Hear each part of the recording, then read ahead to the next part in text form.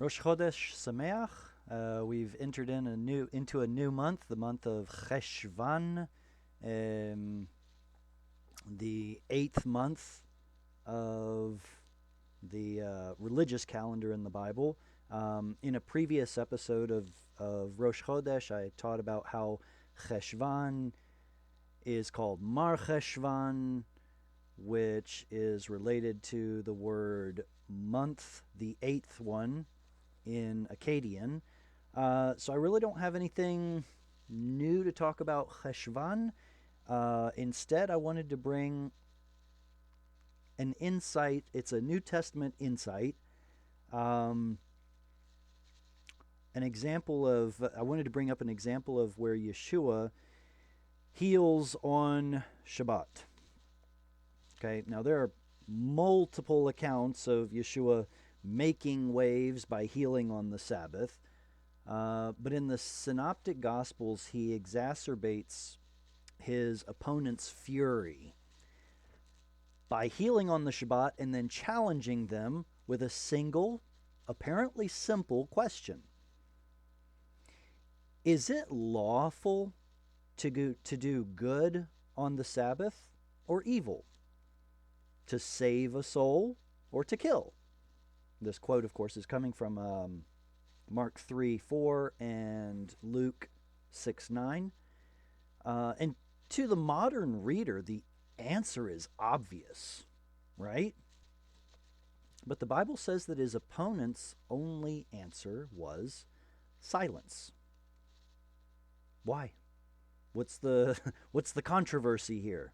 I mean, besides admitting that Yeshua was right, of course. Well, rewind to the 5th century BC. Let's turn to Nehemiah 13, verses 15 to 24. We see that the inhabitants of Judah were blatantly disregarding the solemnity of Shabbat. They were buying and selling goods.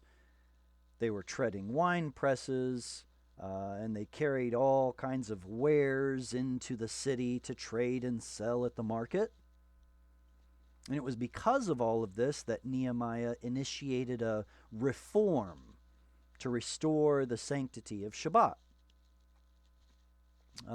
And from that time on, Jerusalem resumed carefully guarding of Shabbat rest, of resting on Shabbat.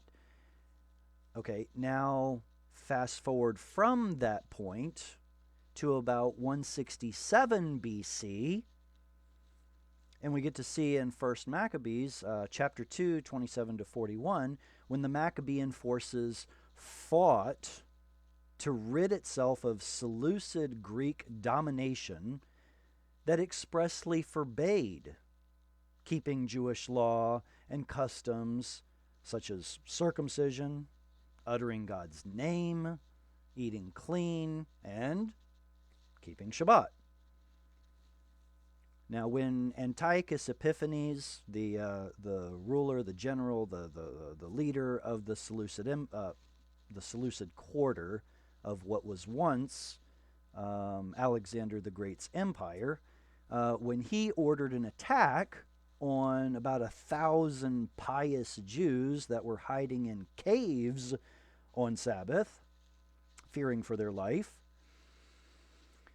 those poor Jews refused to even cast a single stone in their defense so as not to desecrate the holy day of the Sabbath. As you can imagine, it was an absolute massacre. And because of that incident, from that time on, the Maccabees came to a ruling that self-defense is permissible on the Sabbath. Also, just one generation before Yeshua, the great teacher Shammai, we hear a lot about, Hillel versus Shammai. So Shammai, he ruled that even an offensive attack was permissible on the Sabbath. You can read about that in the Babylonian Talmud in Shabbat 19a. So, in other words, in certain contexts, killing was lawful on the Sabbath. Why? Well, because defending life, preserving life, taking a life in defense of one's own life, while that killing may desecrate one Sabbath, because you're doing work, right? You're working on Sabbath to preserve your own life. While it may desecrate one Sabbath, it ensures that you would be able to keep many more Sabbaths in the future. And that's the goal.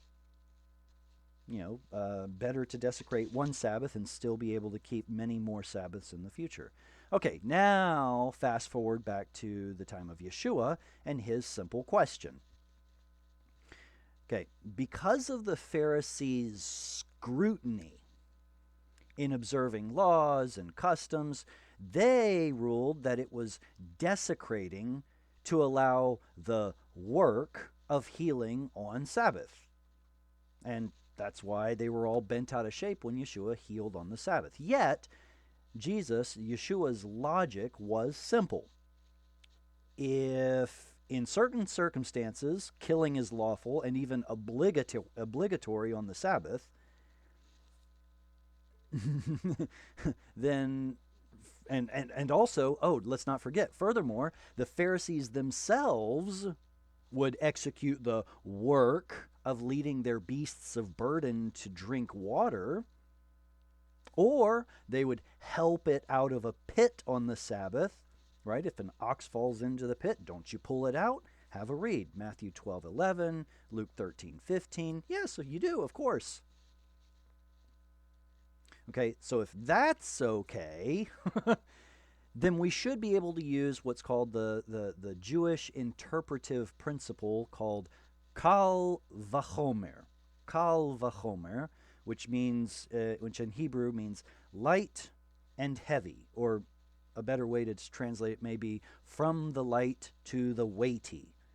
And it's an argument that says if something lighter stands to be true, then something weightier should also be true. So it argues that if helping an animal on Shabbat is permissible, then how much more should it be permissible to help a human being? I.e., healing, right? And further, if an evil, such as killing, can be perfectly lawful on the holy Sabbath day, then how much more should it be lawful to do good and save a life?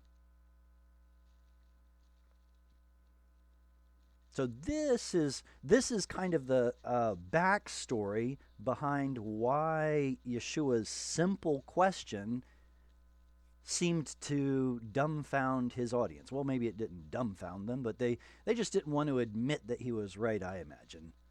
But in the end, that was the whole argument. So to our ears, is it lawful to do good on Sabbath or to kill on Sabbath? To us, it's like, well, definitely do the good thing. But now you know the deeper meaning. His point was, we already have rulings that say that it's okay to kill on Shabbat in certain circumstances, for defending your life, or even an offensive attack on someone who would present a credible danger to your life. Go ahead. That's ruled as perfectly acceptable.